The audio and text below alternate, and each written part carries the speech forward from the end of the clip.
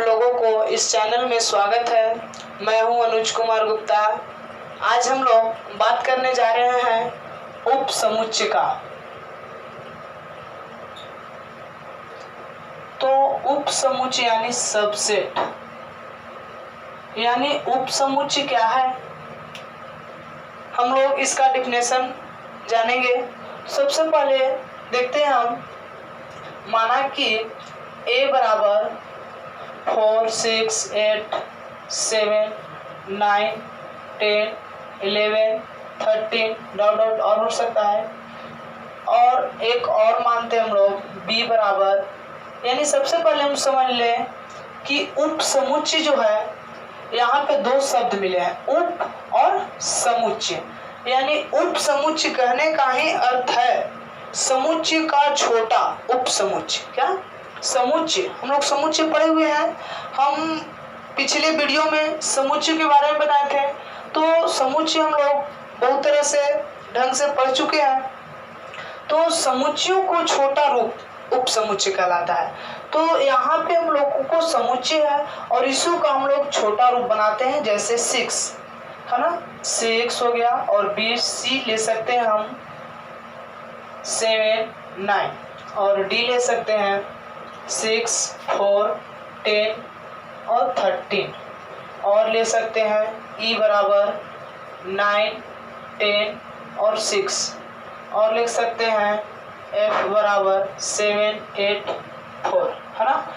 तो यहाँ पे हम लोग समझेंगे कि उपसमुच्चय क्या है। तो हम बताएं कि समुच्चयों को छोटा रूप उपसमुच्चय कहलाता है। तो सबसे पहले हम लोग यहाँ पे देखेंगे, C में अगर चलते हैं हम, C समुच्चय जो है 7 और 9, क्या C समुच्चय अवयव जो है A में उपस्थित है या नहीं? तो हाँ है, 7 और 9। तो जब A उपस्थित है तो हम बोल सकते हैं C को A का उपसमुच्चय। फिर से एक बार समझते हैं, जैसे D समुच्चय जो है उपसमुच्चय, यानी देखेंगे समुच्चय जो है छोटा इसका 6, 4, 10 और 13, क्या A समुच्चय जो है A में उपस्थित, D जो है समुच्चय A में उपस्थित है या नहीं? तो 4, 6, 10 और 13 उपस्थित है। तो हम बोल सकते हैं D को A का उपसमुच्चय है ना। और इसको हम अगर डिफिनेशन से समझते हैं, परिभाषा से, तो परिभाषा हम लोग इस तरह दे सकते हैं कि माना कि A एवं B दो समुच्चय हैं, दो समुच्चय हैं। क्या माने A और B, मान लीजिए A और A क्या है, दो समुच्चय है ना समुच्चय, जिसमें मान लीजिए कि B का सारा अवयव कहाँ पे उपस्थित है? A में उपस्थित है। यानी B का पूरा अवयव, यानी लिख सकते हैं कि B समुच्चय का अवयव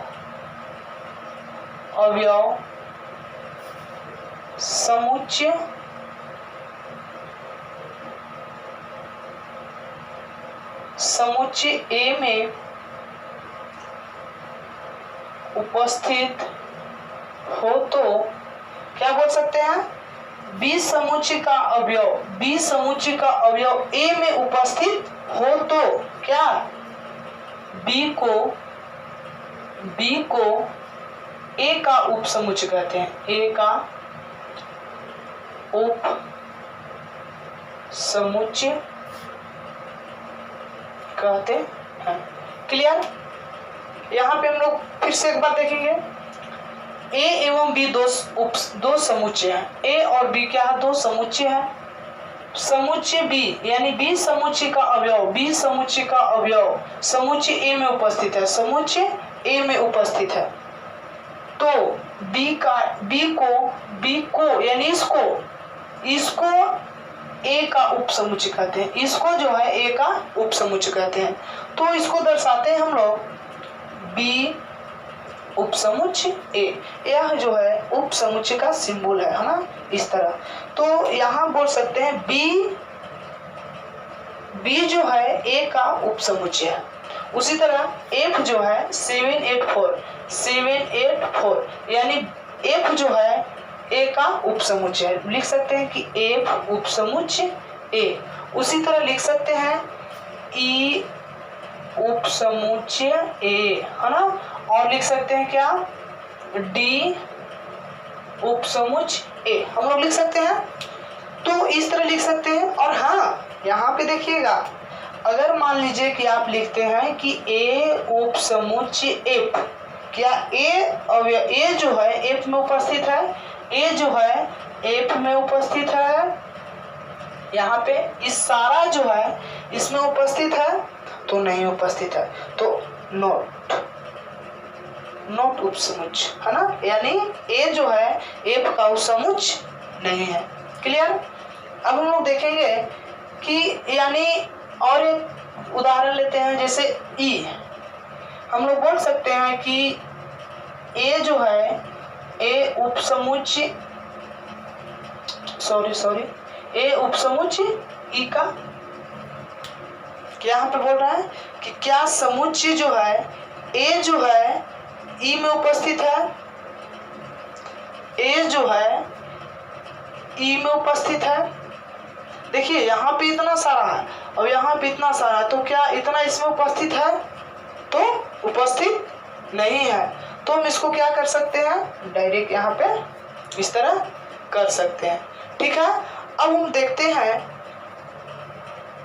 अगर मान लीजिए कि A belongs to B, क्या A belongs to B तथा B belongs to A, A belongs to B और B belongs to A बराबर होता है A बराबर B।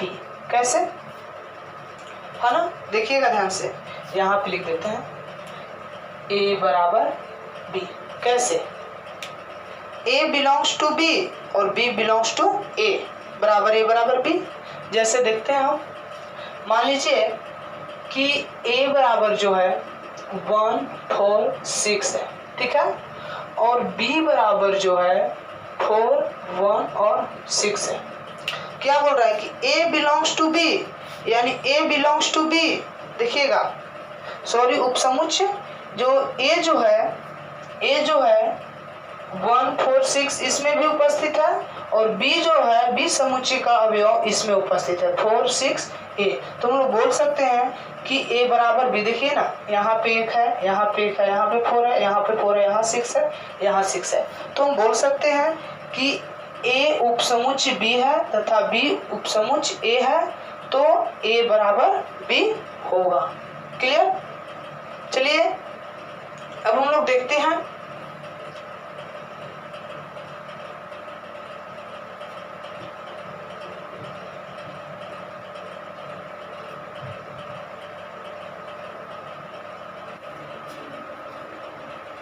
अब हम लोग देखते हैं वास्तविक संख्याओं का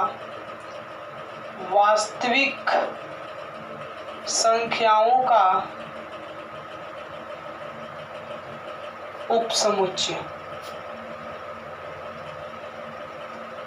वास्तविक संख्याओं का उपसमुच्चय यानी यहाँ पे हम लोग को देखना है, सबसे पहले हम लोग वास्तविक संख्या देखते हैं। वास्तविक संख्या हम लोग 8 क्लास से पढ़ते आ रहे हैं कि वास्तविक संख्या क्या है। तो वास्तविक संख्या में हम लोग को पढ़ने के लिए रहता है प्राकृत संख्या, पूर्ण संख्या, पूर्णांक संख्या, परिमेय संख्या, अपरिमेय संख्या। इसके बाद क्या पढ़ना है, वास्तविक संख्या।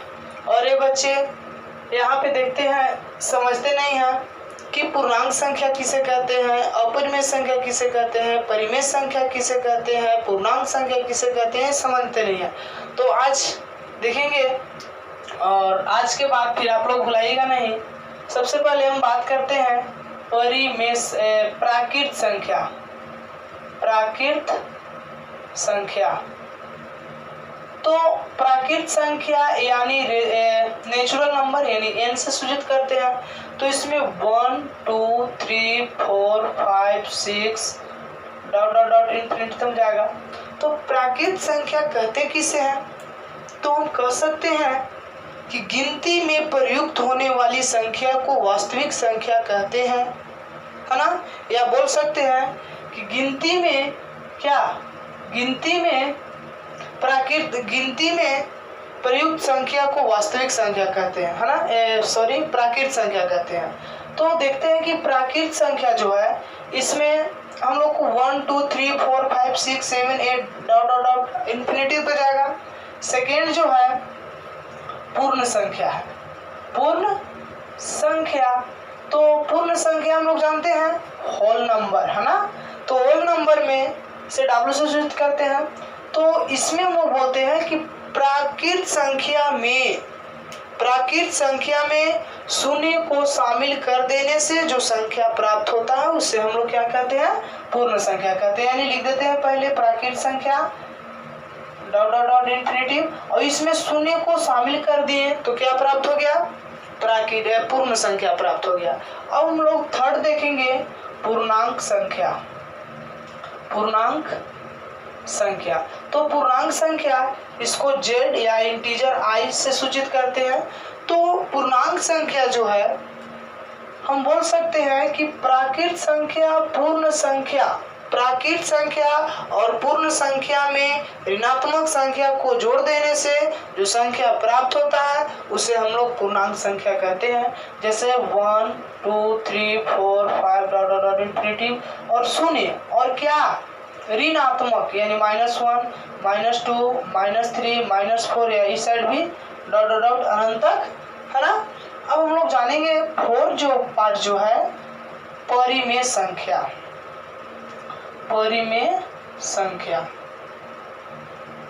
तो परिमेय संख्या रेशनल नंबर, है ना। तो परिमेय संख्या किसे हम लोग कहते हैं? तो वैसी संख्या जिसे p/q के रूप में लिखा जाए जहां की इक्वल टू नॉट 0, यानी q जो हो कभी 0 को बराबर में नहीं हो, जैसे 4/0 ऐसे नहीं हो, ये जो q जो है 0 नहीं हो, है ना। तो उसे हम लोग क्या कहते हैं? परिमेय संख्या। तो इसको ले सकते हैं 1 2 3 4/5 6 9, है ना, डॉट डॉट डॉट, इसका भी इंफिनिटी होगा, इस साइड भी -4 भी होगा, -3 भी होगा, है ना। अब हम लोग देखते हैं अपरिमेय संख्या, है ना। अपरिमेय संख्या।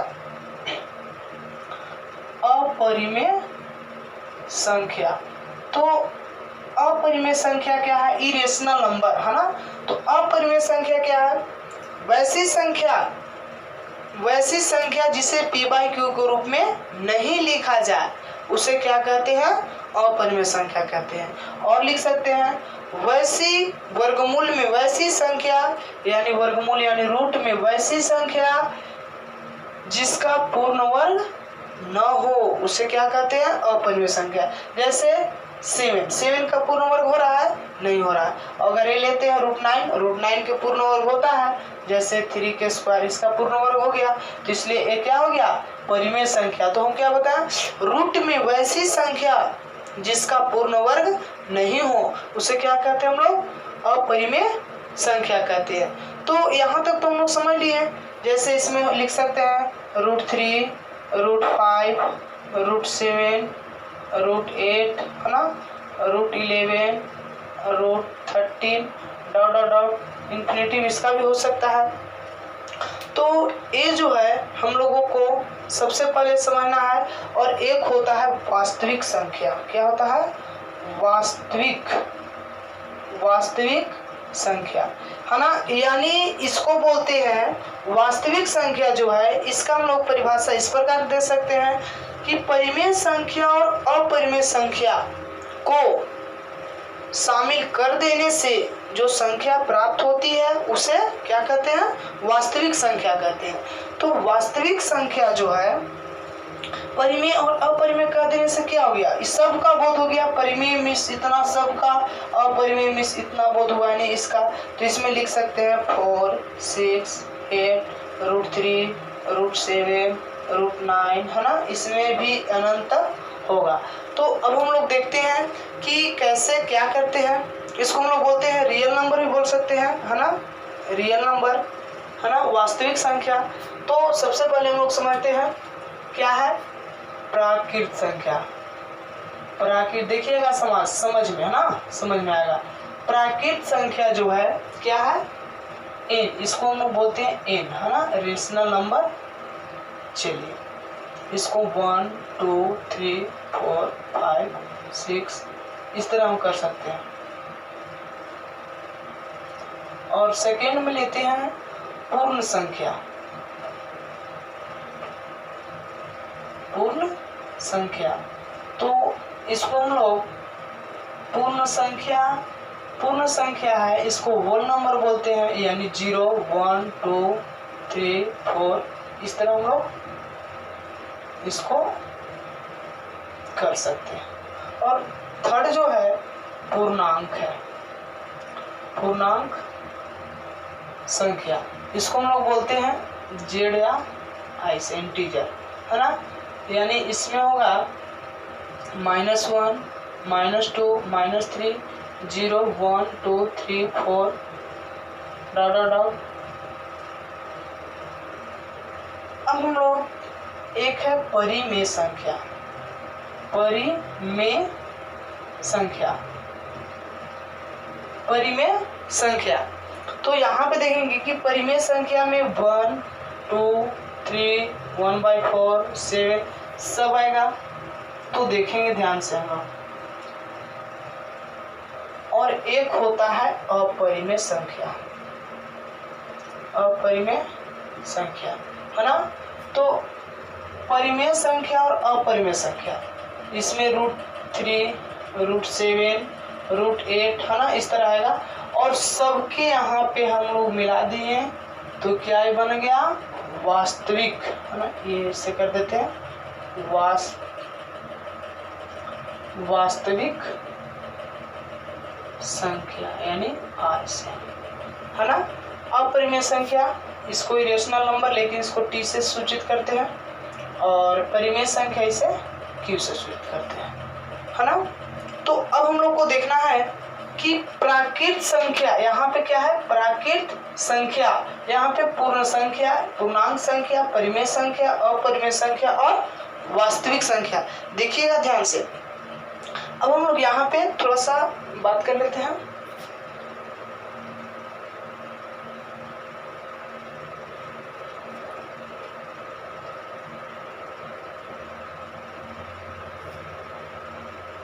जैसे हम एक लेते हैं उदाहरण, जैसे मान लीजिए इसमें बताते हैं कि प्राकृत संख्या को हम लोग क्या बोल सकते हैं। 9th क्लास में हम लोग पढ़े हैं।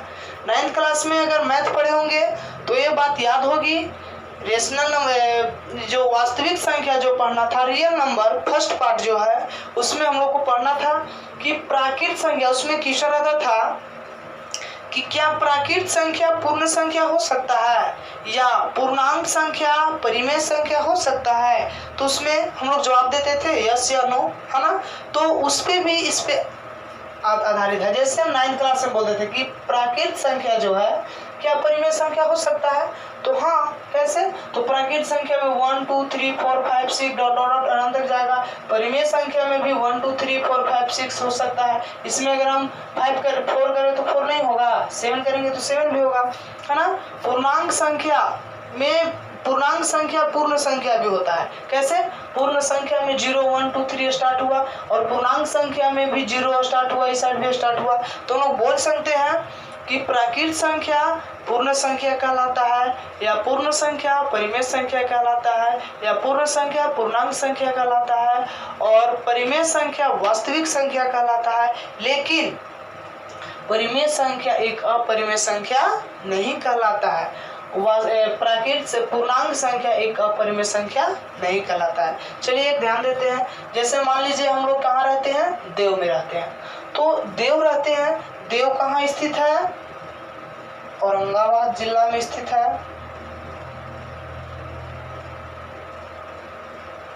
औरंगाबाद जिला में स्थित है। और औरंगाबाद जिला कहाँ स्थित है, तो बिहार में स्थित है। और बिहार कहाँ स्थित है? तो पटना में स्थित है। और पटना कहाँ स्थित है? तो भारत में स्थित है। और भारत कहाँ स्थित है? भारत कहाँ है? तो एक मान लीजिए यहाँ पे मान लिए हम जापान, जापान मान लिए। तो जापान जो है भारत कहाँ स्थित है? तो मान लीजिए कि यहाँ पे ये क्या बन गया? विश्व, विश्व में भी स्थित है भारत और जापान। ठीक है, तो हम बोल सकते हैं कि हम लोग देव में हैं। यहाँ जो देव जो है, हम लोग देव में रह रहे हैं। तो औरंगाबाद देव कहाँ स्थित है? तो औरंगाबाद में। यानी कहने का अर्थ हो गया कि देव औरंगाबाद के क्या है? एक छोटा उपसमुच्चय है ना। औरंगाबाद के छोटा एक क्या है? देव है, उपसमुच्चय। उसी तरह प्राकृत संख्या जो है पूर्ण संख्या के उपसमुच्चय है ना। उपसमुच्चय कहने का अर्थ हो गया छोटा, है ना। जैसे मान लीजिए हम इसमें लिए पूर्ण संख्या में लिए 0 1 2 3 4, है ना। तो यहाँ पे अगर मान लीजिए कि अगर हम कहते हैं कि क्या पूर्ण संख्या प्राकृत संख्या कहलाता है? पूर्ण संख्या जो है, पूर्ण संख्या का सारा अवयव प्राकृत संख्या में होगा? नहीं होगा। इसमें 1 से सारे हो जाएंगे, लेकिन 0 यहाँ पे नहीं होगा। तो हम बोल सकते हैं कि पूर्ण संख्या का समुच्चय प्राकृत संख्या में नहीं होगा। उसी तरह और एक लेते हैं, जैसे पूर्णांक संख्या का समुच्चय ए में उपस्थित नहीं। हम लोग बोल सकते हैं, यहाँ पे देखिएगा कि n जो है उपसमुच्चय है किसका? W का, है ना। n जो है, n यानी प्राकृत संख्या जो है उपसमुच्चय W का। जैसे हम लोग बात किए थे ना कि a बराबर 4 6 8 9 6, है ना।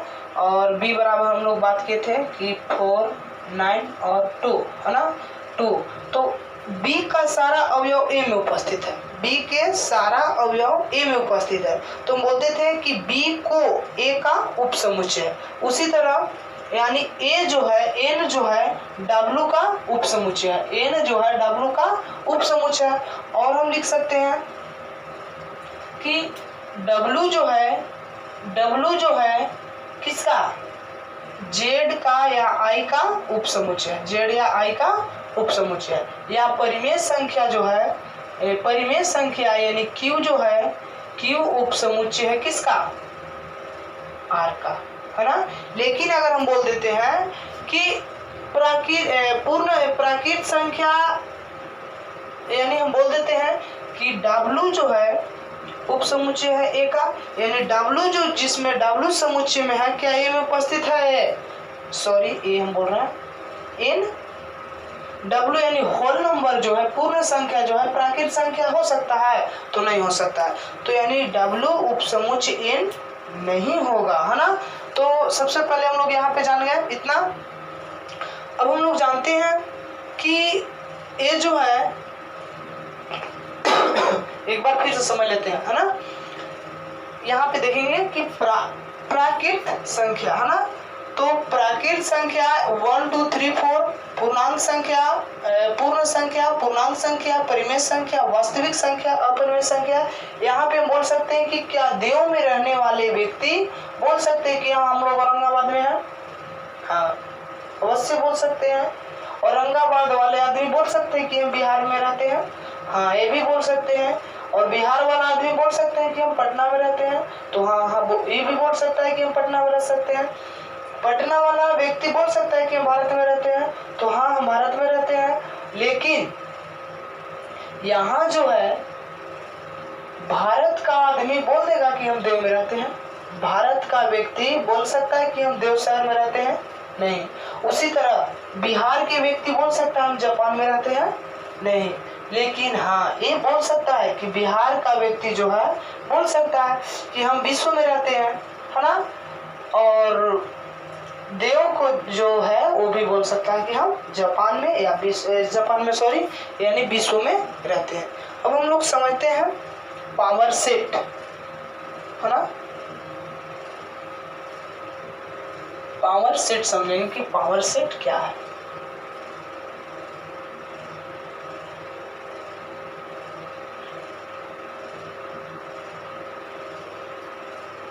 हम लोग समझेंगे कि पावर सेट क्या है ना। तो पावर सेट यानी घात समुच्चय।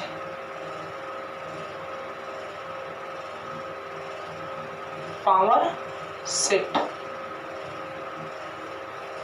तो पावर सेट क्या है, तो हम बोल सकते हैं कि किसी भी समुच्चय को उप समुच्चयों का संग्रह क्या कहलाता है, पावर सेट कहलाता है। जैसे हम लोग एक एग्जांपल बात करते हैं, जैसे हम लोग के दे 1 और 2, क्या a बराबर दे दे 1 और 2, हम क्या बोले 1 और 2, तो इसका उप समुच्चय हम लोग को निकालना है, यानी घात समुच्चय जो निकालना है। तो घात समुच्चय हम क्या बोले, a जो है a यानी pa, देखते हैं pa बराबर हो सकता है 1 5, है ना।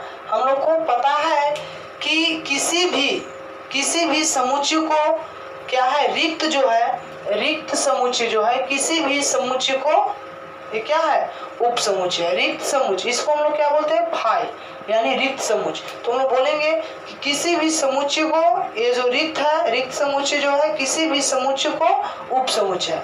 तो एक हमारे यहाँ पे हो गया फाई, और एक हो गया 1, और एक हो गया 2, और एक हो गया 1 और 2, है ना। तो 1 2 3 और 4 हो गया, है ना। यानी a जो है a बराबर 1 2 के घात समुच्चय कितना हो गया, तो 1 2 3 और 4, a एक होता ही है, क्योंकि हम बताएं कि किसी भी समुच्चय को फाई है जो उप समुच्चय होता है ना। तो अब हम लिखेंगे कि घात समुच्चय क्या है। घात समुच्चय यानी पावर सेट,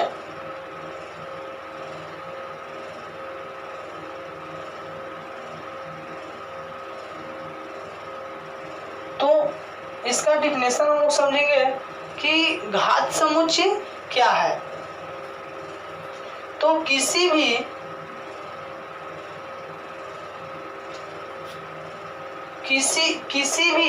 उप समुच्चय यानी किसी भी समुच्चय को, है ना, किसी भी समुच्चय के उप समुच्चय, किसी भी समुच्चय के उप समुच्चय का संग्रह घात समुच्चय कहलाता है। इसे Pa से सूचित करते हैं, पावर ऑफ एलिमेंट, है ना। इसे Pa से सूचित करते हैं, और घात समुच्चयों की संख्या अगर जांच कर रही हो तो 2 के पावर n से हम लोग जांच कर सकते हैं। जैसे मान लीजिए a बराबर 1 और 2 है, तो इसका घात समुच्चय कितना होगा, तो हम लोग को एक जो है कि 2 के पावर n, यानी 2 के पावर n कहने का अर्थ हो गया कि 2 के पावर n, यानी यहाँ पे जो 2 जो है, यहाँ पे 2 तो एनी टाइम रहेगा, और n जो है n के 1 वेग 2, यानी n के जगह पर कितना 2, तो 2 दूना 4, यानी हम पता कर लिए हैं कि एक और इसका उप समुच्चय कितना होगा, 4 होगा। क्लियर। तो अब हम लोग देखते हैं कि और एक एग्जांपल लेते हैं, और पता चलेगा कि किसका कैसे कितना घात समुच्चय है। अगर एक अवयव रहता है तो उसका कितना घात समुच्चय होगा, अगर 2 अवयव रहेगा तो उसका कितना होगा, और 3 रहेगा तो उसका कितना होगा, और 4 रहेगा उसका कितना हो गया, है ना। उसी तरह हम लोग जानेंगे। तो यहाँ पे हम लोग लिखते हैं, यहाँ पे देखेंगे, यहाँ पे लिखेंगे कि समुच्चयों की संख्या, और यहाँ पे लिखते हैं समुच्चय, और यहाँ पे लिखते हैं घात समुच्चय, है ना। अभी हम जस्ट बात किए कि यहाँ पे हम लोग जानेंगे कि घात समुच्चय जो है ए जो है सबसे पहले इसका हम जानेंगे, किसी भी समुच्चय के उप समुच्चय का संग्रह, क्या किसी भी समुच्चय के उप समुच्चय का संग्रह घात समुच्चय कहलाता है। इस समुच्चय का उप समुच्चय का संग्रह घात समुच्चय कहला गया। जैसे मान लिए कि समुच्चयों को संख्या है 2 जीरो, तो हम जानते हैं कि 0 भी है, तो वहां पे क्या हो जाएगा, समुच्चय में ए बराबर मान लीजिए समुच्चय में एक फाई हो जाएगा, है ना, एक फाई।